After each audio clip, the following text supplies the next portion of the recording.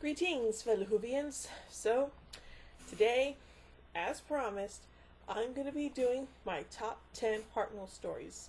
And then next week, I will be doing I'll be starting on the Troughton era, the Patrick Troughton era of Doctor Who. So, without further ado, here we go. So, starting at number 10, we have Edge of Destruction. Now, the reason I put this at number 10 is because, well, not much happens. It's just the Doctor, Susan, Ian, and Barbara trying to figure out what's wrong with the TARDIS and getting them, and some of them having amnesia, trying to get their memories back, and blah blah blah blah blah. Yeah, it's just, for me, it's just an average episode of Doctor Who. Nothing more, nothing less. So yeah. At number 9, we have the Celestial Toymaker.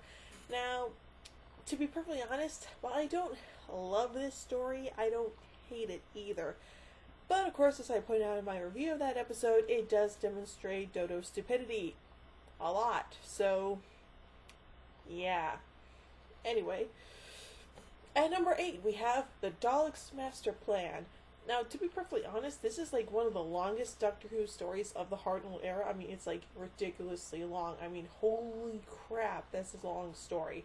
So, yeah, I mean, seriously, I think it's even longer than the War Games, the last episode of the Troughton era, at least, but, who knows. But still, holy crap, the Daleks' Master Plan is seriously a really long-ass story, and, yeah, lots of death and destruction. I mean, it's probably one of the darker episodes of the Hartnell era, to be perfectly honest, so, yeah.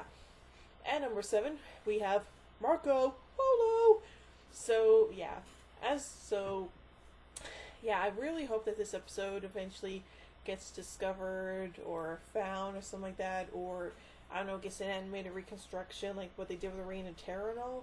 But, yeah, so, just, yeah.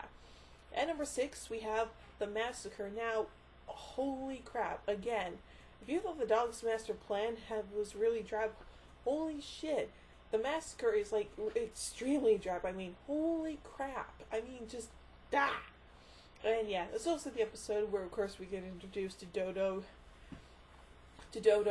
Brain Chaplet, so, yeah.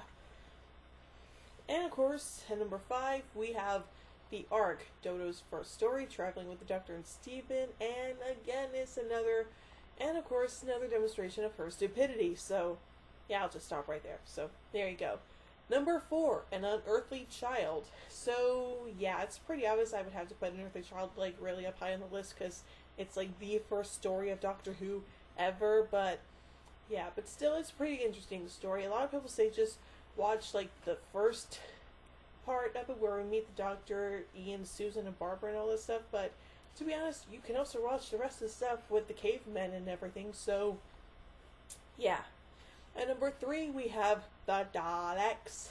Yeah, I mean, seriously, I love that story. It's really cool. It's a great introduction to the Daleks, which have been around for, well, a really long-ass time, so there you go. And, of course, at number 2, we have the 10th Planet. Obviously, this story is really important because we get to meet the Cybermen for the first time, and it's also William Hartnell's very last story as a Doctor. Well, at least until the 10th anniversary anyway, so there you go.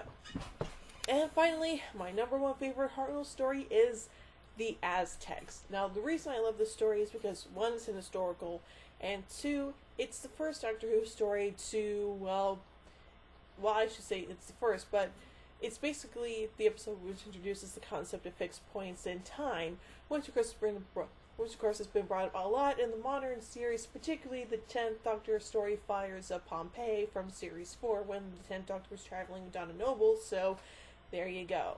So, yeah. So, anyway, thank you guys so much for watching. Next week I'll be starting on the Troughton era of Doctor Who, so I will see you guys then. And until next week, this is Whovian Queen saying, "Oh my Gideon, when I say run, run, I have a verse fidelity of the neutron flow. Would you like a jelly baby? Fantastic. Allons-y, Geronimo!" Bow ties are cool, fezzes are cool, and Stetsons are cool.